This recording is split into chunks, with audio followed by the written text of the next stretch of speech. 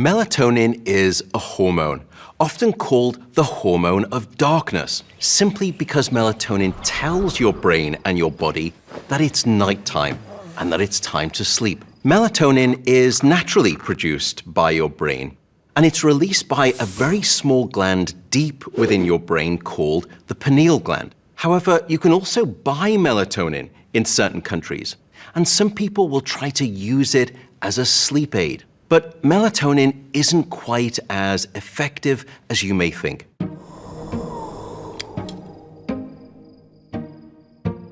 For example, if you pull together all of the recent scientific studies on sleep and melatonin, which is a technique that we call a meta-analysis, we've discovered that melatonin only increases the speed with which you fall asleep by 3.9 minutes and only increases the quality of your sleep, what we call your sleep efficiency, by just 2.2%.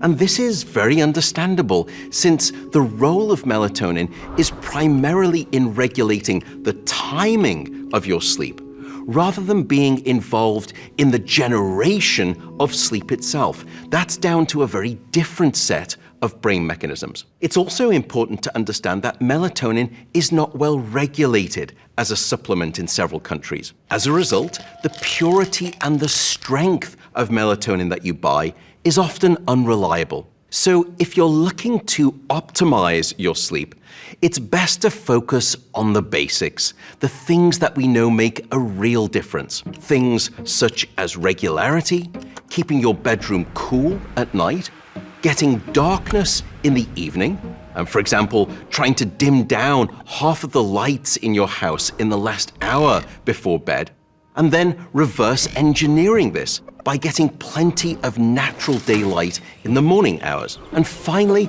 try to get some form of physical activity each day. These things are much more likely to help your sleep, rather than looking to melatonin for some kind of sleep assistance.